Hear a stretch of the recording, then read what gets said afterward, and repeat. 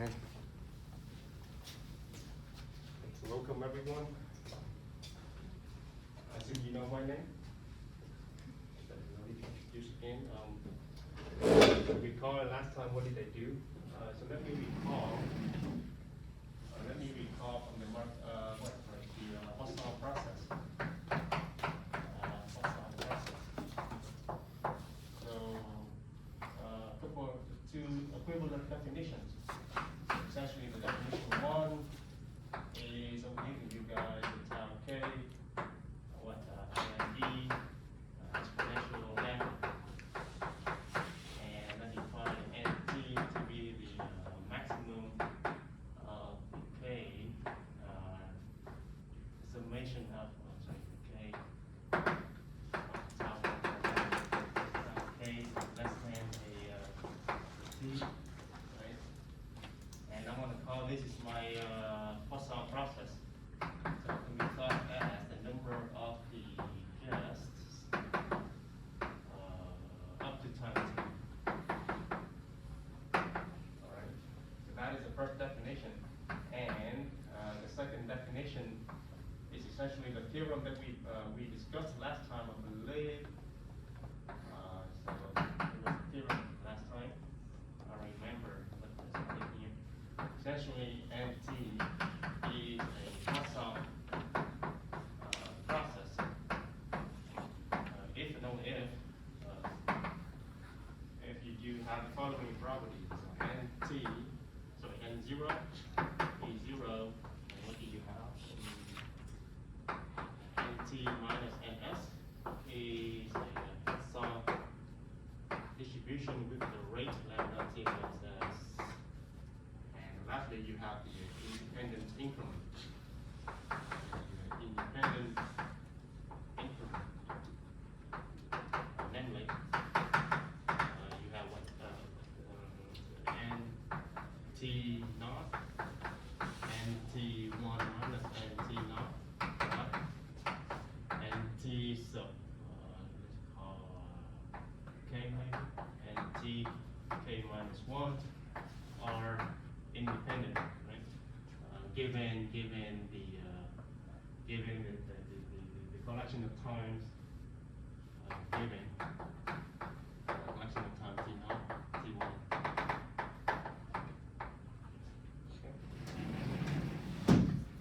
Okay.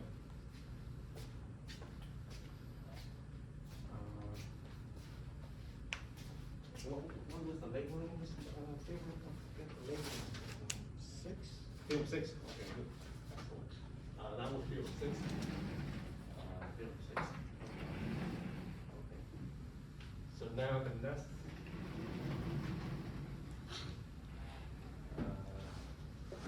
So let me just for the sake of completeness, let me just recall another about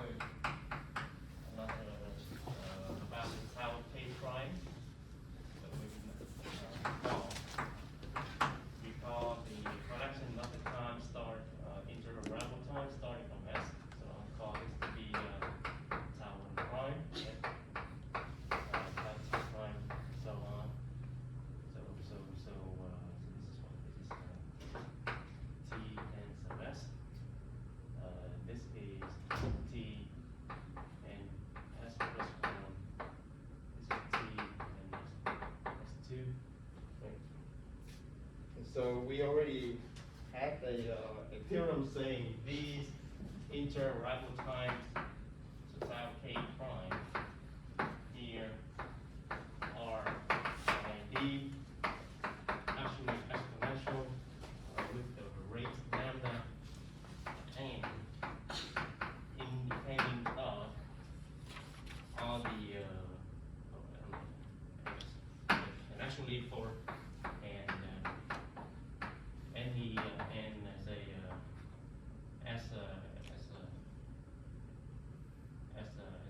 prime or s prime less than s.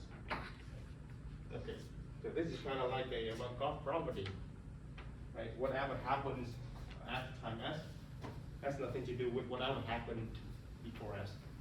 That's what we already proved, I believe. Okay, so something to keep in mind. Okay, so now theorem 7 is the limit, a limiting behavior. So if NT is a sum process, then I have NT over T is converging to lambda as T going to infinity, right? With probability 1. Just in case you're confused with the probability 1, that is to say the following probability: NT over T going to lambda, T going to infinity. This probability occurs, this event occurs with probability 1. Right?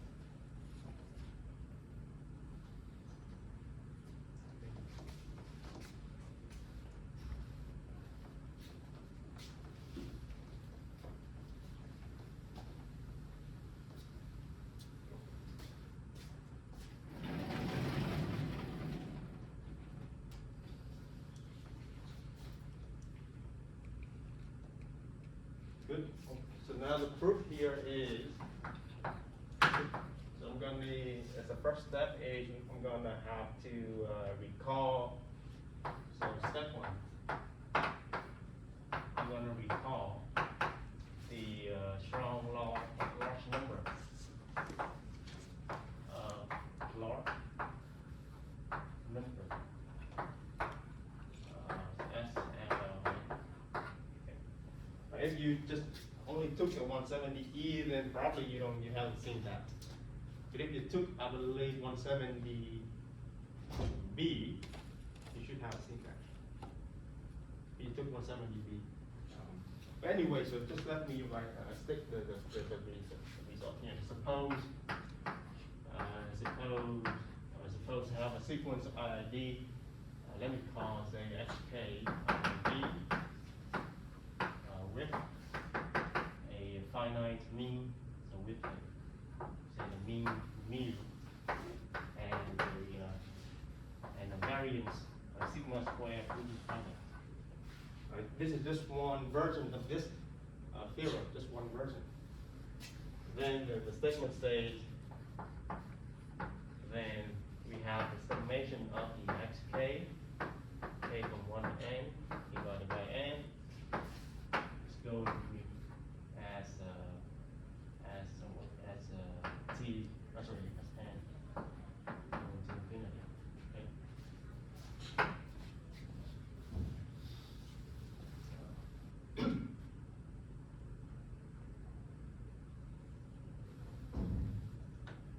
Okay, so maybe for the second completeness, let me just for the second completeness, let me just recall the weak law.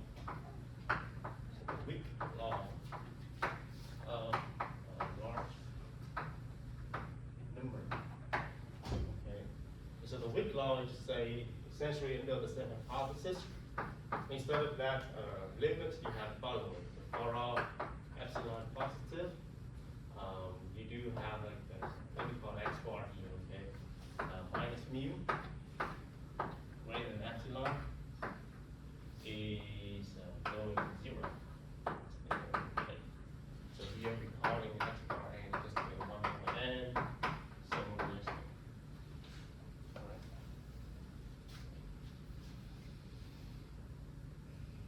So the reason why they call here the other one is stronger and this one is weak is because this is stronger.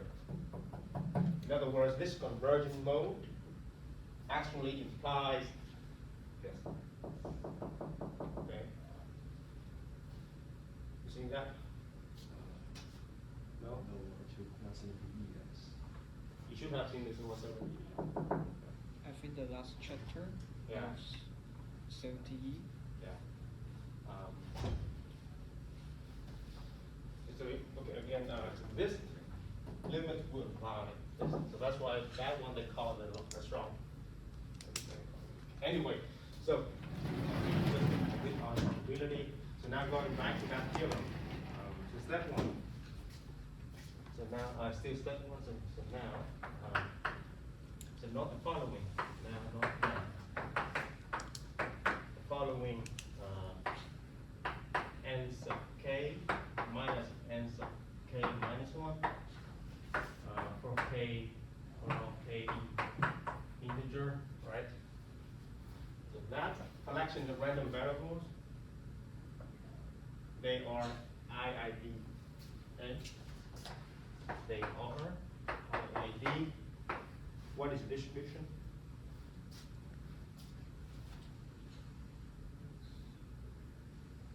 Exponential. It's Poisson. Oh, They are IID and they Poisson. Distributed as lambda with the ln being the difference, which is just one. Right, so that's why they are IID, why they are independent. They come from the third piece, independent increment. Okay. So that's why you have the independence here, and the same distribution coming from the second piece of that theorem 6. Okay. All right. So apparently the n0 is 0, right? So hence I can say by the what? The strong law of large number. I have the following limit. I have a summation, right? So 1 over n. Then I have sum from 1 to n, so that will be everything. Nk minus nk minus 1. K from 1 to n. Right? That summation goes, okay, so maybe let's just simplify it first. As you can see, that summation is simply just equal to 1 over n times n, so little n. That's because you have, where's my equation?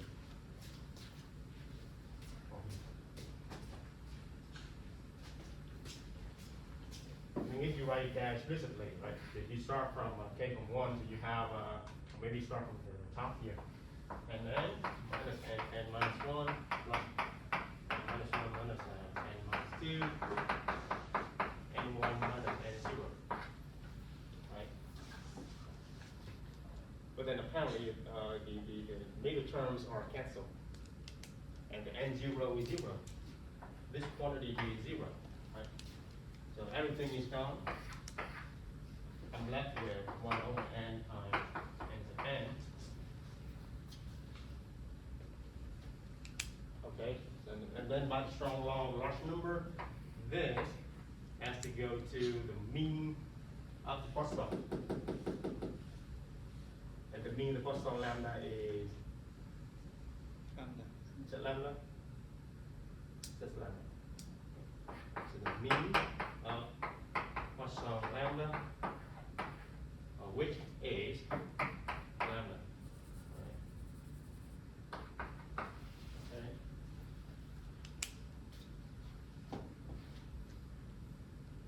All right, so that is, but the issue here is I'm talking about continuous time. That is the issue. But here so far I have a proof only for integer times. So now how do I convert to continuous? So now that is step 1. So now step 2. Okay, so now what do I just now for t? Okay, what can I say? So I believe this is tracked from below by, I'm tempted to say, n sub t over, let me see.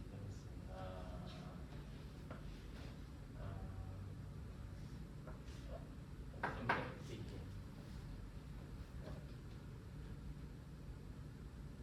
Is that fair to say? It's because, well, the number of the guests up to the time t is always above the number of the guests up to this integer time. This is the what? This is the, what's the name? What was the name of this? Ceiling. No, no, not the ceiling, this is the floor function. This is the floor function, right? So here, T is the floor of T, namely, the maximum on the integer n, and less than equal to T, right? Is that fair to say? Okay, and similarly, this is less than, so now n t plus 1 over t. Okay?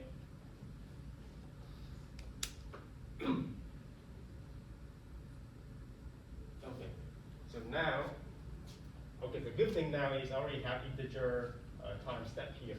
So, okay, so I need to have divided by the n, so that means this is the same. This is the same as I have n lower t over this quantity times t over t less than t over t. The other one is this one over plus 1 times multiplied by t. Okay.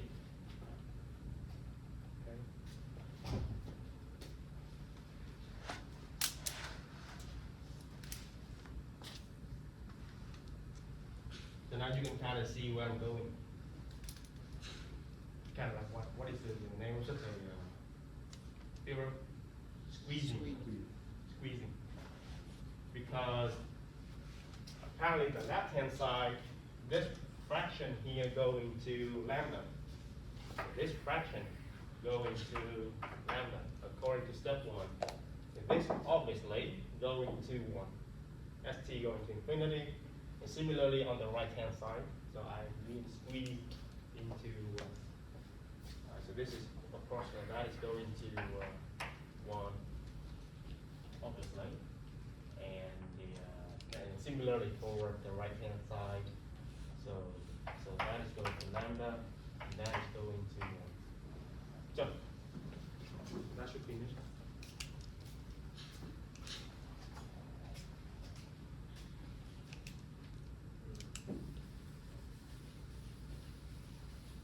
So that should be it for the this section 2.2.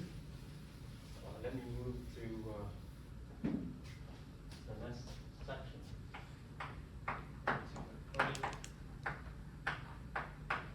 And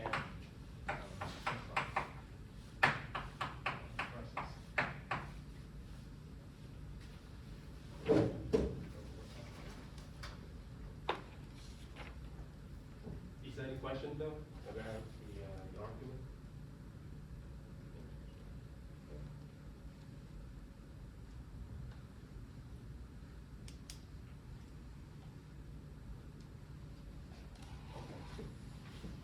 So the motivating example, in this 2.3 support. I suppose I have a car arriving according to a Poisson process. With the rate. Okay. And then independently,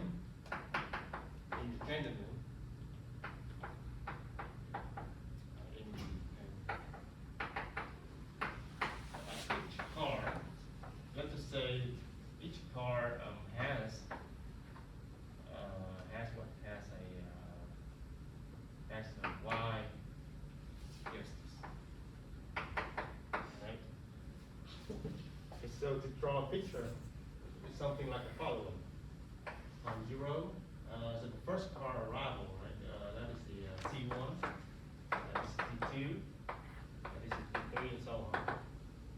And for each, say T1 here, associated with the arrival time T1, I have a y1 number of guests. Y2, Y3, right? So here again, T3 is the arrival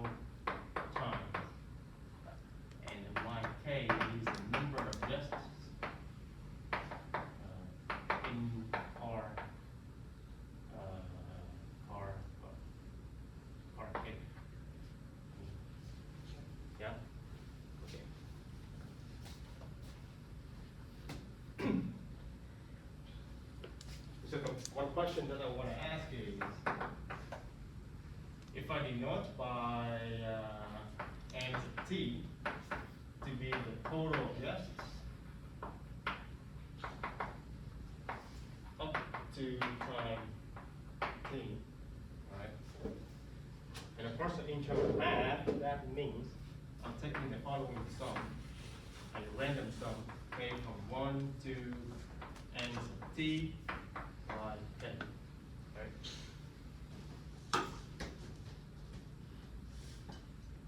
So up to time t, I have the total of n sub t cars. So the total of guests will be that random sum. Okay, so I want to know this expected value.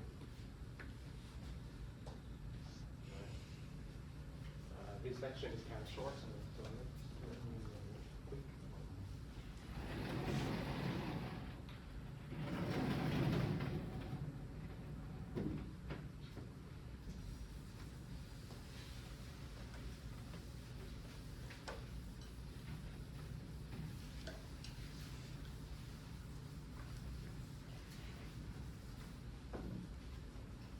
Is the question clear? Yeah. So setup is clear now. Okay. So here there is a, I think there is a theorem. Theorem number 1, labeling is.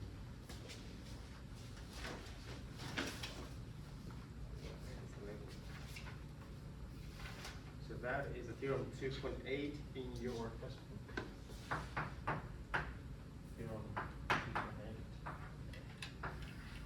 So the theorem says, I have fun.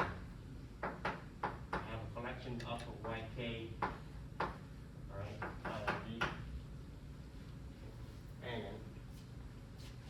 and independent of another random variable n, which is a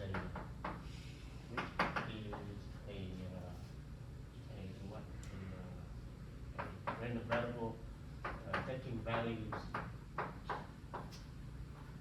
in the integer, sorry, the natural numbers. That okay. Now let me denote by. So I'm going to denote by s to be the summation, a random sum, n of one thing. What is that symbol again? Independent. Yeah, so technically that is the perpendicular, but I use the independent. Independent. Yeah.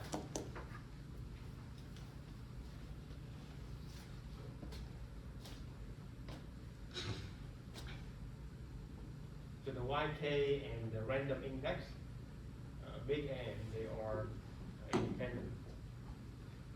And so the theorem says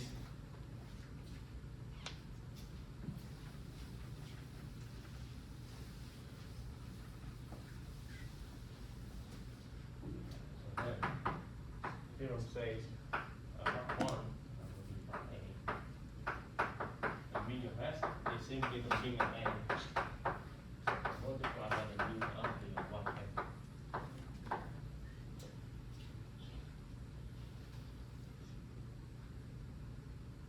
Which should be pretty intuitive because n and the yk are independent. So just imagine like if n was a constant, right? Totally, right? Think about it. If n is simply a constant, then apparently the mean of s is just n times the mean of the yk. Was a constant, then obviously the mean of the sum is just the sum of the mean. But here, if n is a random but independent of the yk, then you have instead of this constant, you have to take the mean of the n. It shouldn't be too bad to see it. Now, the second P is a little bit more complicated. So the variance are less. And now you have, okay, so then you have the mean of n and multiplied by the variance of yk. And then you add another piece where you gotta go with the variance of the n multiplied with the mean of the yk squared. Okay.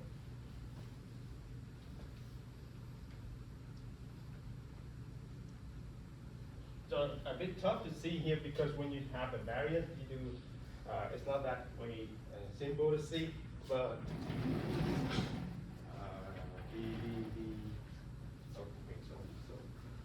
what was the flow of the paper? It was supposed to be raised.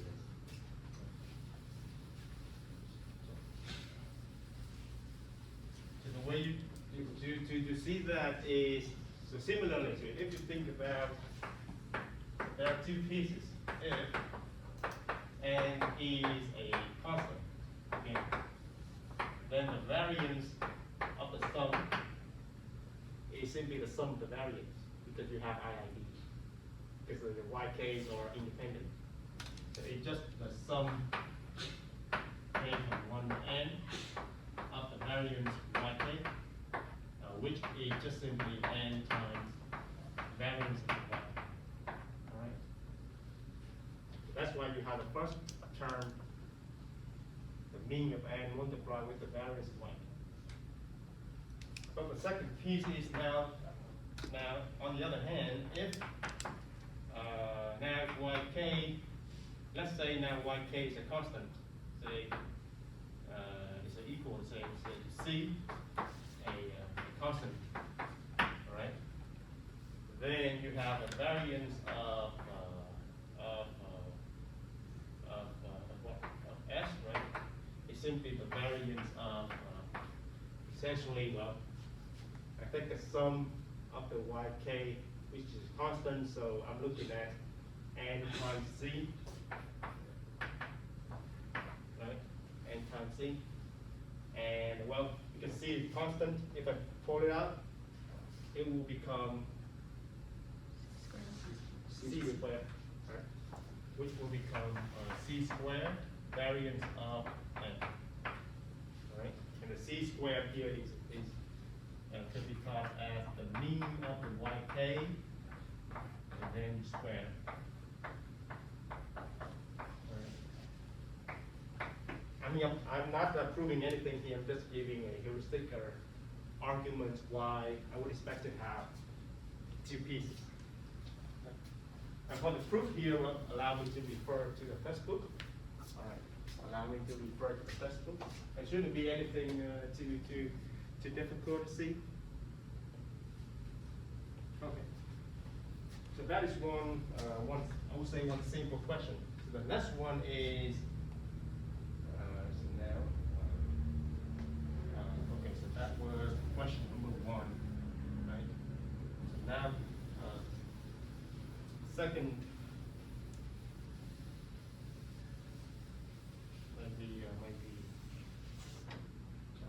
Well, maybe let me write it here. We always have something to keep track of. What was that again? So we have 0, 2, 1, 2, y1, y2, up to times t, right? So this is t, so that's t. Okay, I call and t is summation k from 1 to t. Okay, all right. So this is better than the iPad. You always have something to look back, you know, because you're dealing with a lot of terminologies. All right, so maybe for the second proof of this theorem, we'll see the textbook. But as a corollary, right? As a corollary. Two, as you can see immediately that the mean of the NT simply just, according to this theorem one here, just the mean of the random index, which is nt, multiply with the mean of the length. Yeah. Simple. And similarly, we have the result for the variance. Alright. So let me, so just quick corollary, nothing really fancy. Now let me move on to the next important result, theorem 3. Okay. About exactly the nt here, the number of the guests up to 19. So the theorem 3 says here that the collection of the nt actually has stationary independent increment. What do I mean by that? We're calling this terminology is to say part A is the distribution of m sub t minus m sub s. The distribution of this random variable only depends on the difference t minus s, and actually I guess but not t minus s. Okay, that's part A. The difference mt minus ms only depends on the length of the difference t minus s. We would not be able to tell what is exactly the distribution of this nt, because that entirely depends on the yk, and I haven't told you anything about yk. So if yk is anything generic, then we wouldn't know exactly the distribution. We only know it depends on the length t minus s. Now the second piece is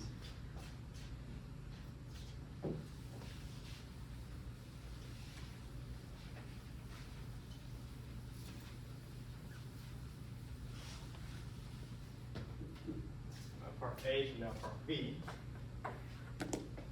Is that m t naught, no, wait, m t k, m t k minus 1, m t 1 minus m t naught, m t naught are independent, given a sequence of increasing times t naught less than t 1.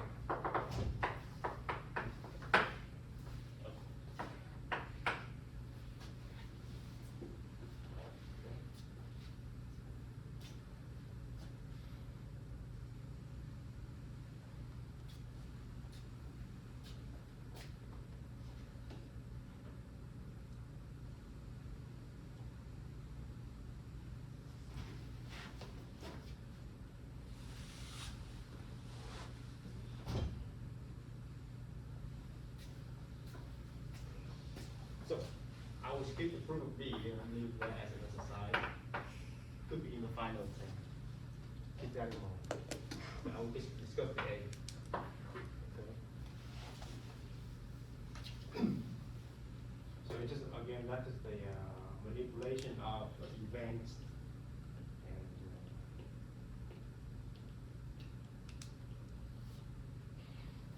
okay. So now the probability. What do I want to say here? So I want to say this probability, mt minus ms, right? So that will be the summation of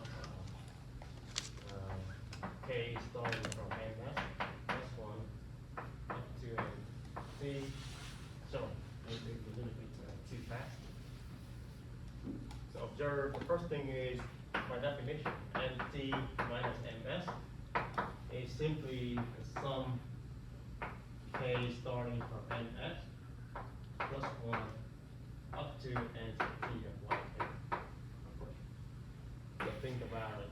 It shouldn't be too bad. See, say S here, T there. So up to this point, I have T sub n S.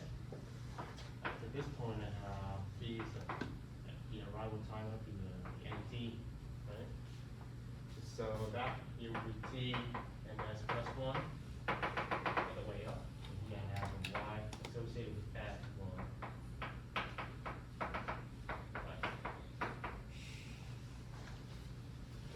So the total gas inside of this interval is the sum of all the y's up here, and in terms of the notation, that means I'm counting k. I'm counting the k starting from this ns plus 1 up to n2.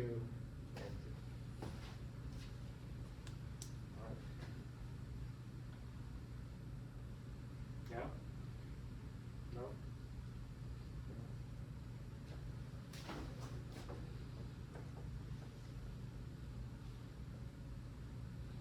right.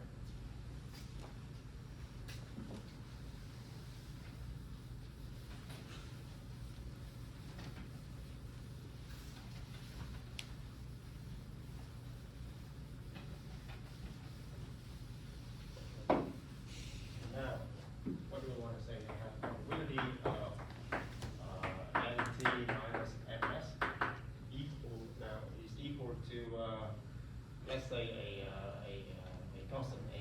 Right? So the goal is somehow trying to prove this probability only depends on the difference of the t minus s, but not the t and s themselves. That is the goal. So the idea is the following. So the issue is the m here are defined through the n. That's the issue. And the n is, of course, random. So you gotta do this, the composition. So here, do some like nt minus ms equal a, right? Okay. So maybe I'm going to replace this by the exactly what I just wrote there.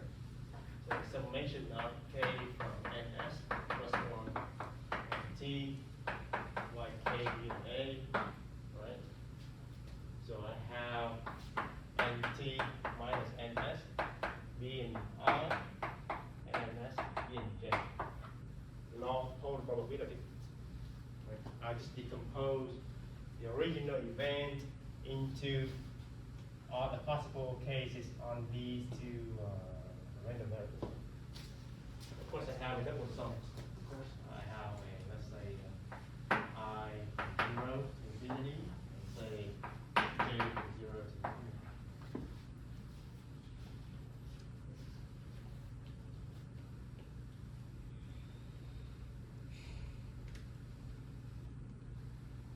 So that's kind of like the common approach for these processes. You have a random variable depending on those entities. The issue is the NT are random, so just decompose into these specific events. Right. So now once you have this, right? So that is to say, if an S is being J, then the NT is just so maybe let me rewrite that. So that will be the summation of what? So I replace an S by the J, so K being J plus 1 up to the NT. NT is the sum, so which is what? I plus J. Am I correct? But the good thing now is instead of a index, a random index, you have a what? They become deterministic. Okay. So you just replace, so the NT, right? So here, so NT now is just I plus ms, which is I plus j. Right? That is the idea.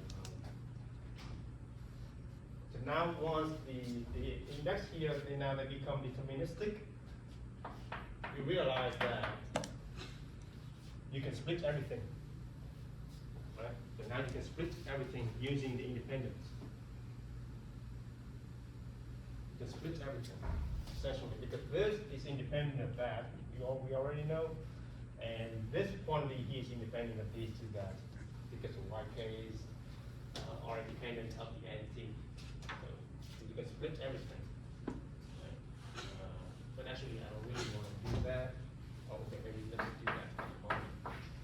This, right, you have the second piece, and then you have the third piece.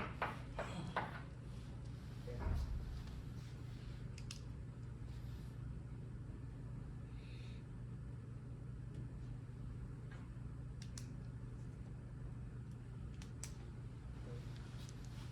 So now what do we do next? So now I'm going to use the fact that what?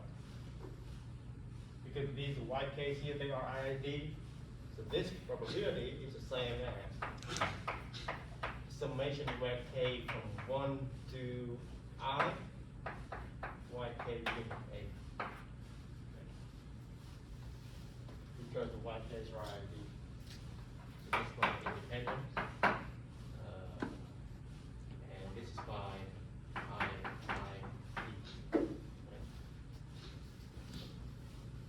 because the index K here running from J plus 1 to I plus J, that is the same, I mean, in terms of the probability, that is the same as the K from 1 to I. Forget about the J. Okay. So what did you do next?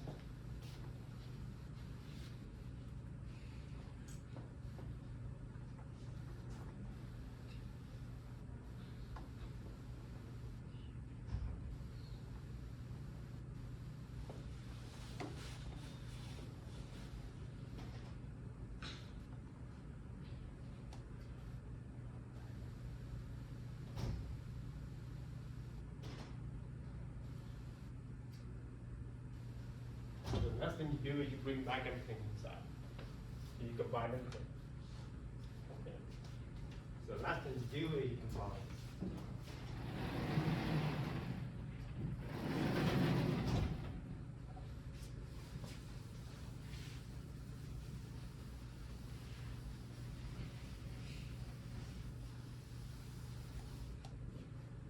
The last thing you do is you combine everything. So you have what? Summation K from 1 to I, YK being A, NT minus NS being I, and S being J. You combine everything back again. Right?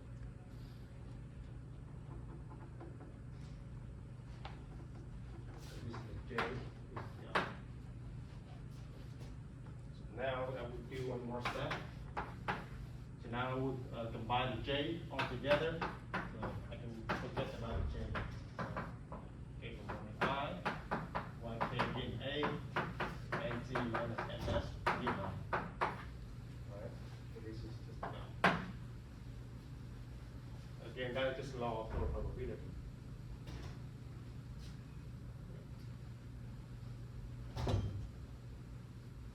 And now what do you see next? And now you see this summation here now depends on the difference between NT minus NS. One mistake. So that is the sum of, so that sum is basically the summation K from 1 NT minus NS, 1 K to A. Okay. But then now you see, because the NT minus NS, it depends on the ln T minus S.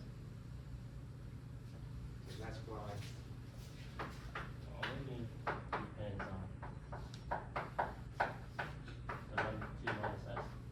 Since NT minus NS goes to, right? Okay.